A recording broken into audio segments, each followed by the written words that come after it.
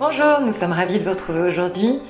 Alors, on va commencer par une devinette. Si je vous dis qu'elles sont interdites dans de nombreux pays, dont la France, mais que leurs traces demeurent et qu'on en a encore pour un moment. Mais la bonne nouvelle, c'est qu'aujourd'hui, on peut s'en passer. C'est leur journée. À votre avis, de qui je parle? Des pailles. Aujourd'hui, c'est la journée sans paille. Alors qu'on ne les utilise que quelques minutes, les pailles en plastique mettent plusieurs centaines d'années pour se décomposer dans la nature et elles figurent dans le top 10 des déchets ramassés régulièrement sur les plages et dans les océans.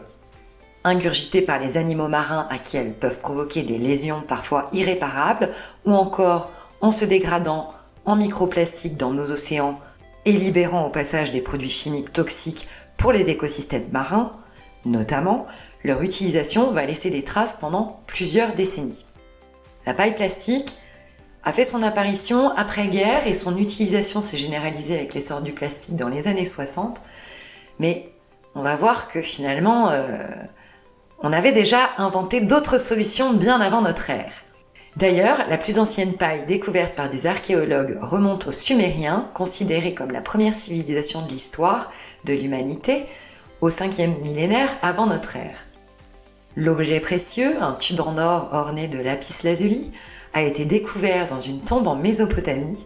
Une jarre trouvée dans la même sépulture a confirmé sa fonction, et il faut savoir que les Mésopotamiens avaient pour usage de boire la bière à l'aide d'un chalumeau filtrant fait soit d'une tige végétale ou encore en métal. Alors, que faire si vraiment on ne peut se passer des pailles? Côté jetable, on va privilégier les tubes végétaux ou naturels en paille sèche ou en bambou. Et côté métallique, on va passer à la paille en métal inoxydable. Voilà, back to basics, nos ancêtres l'avaient bien imaginé. Enfin, on rappelle quand même que le meilleur déchet à notre ère actuelle, c'est encore celui qu'on ne produit pas. Alors, on se salit les moustaches, et c'est pas grave, on vous souhaite une très bonne journée, et on vous retrouve demain pour un nouvel éco-geste.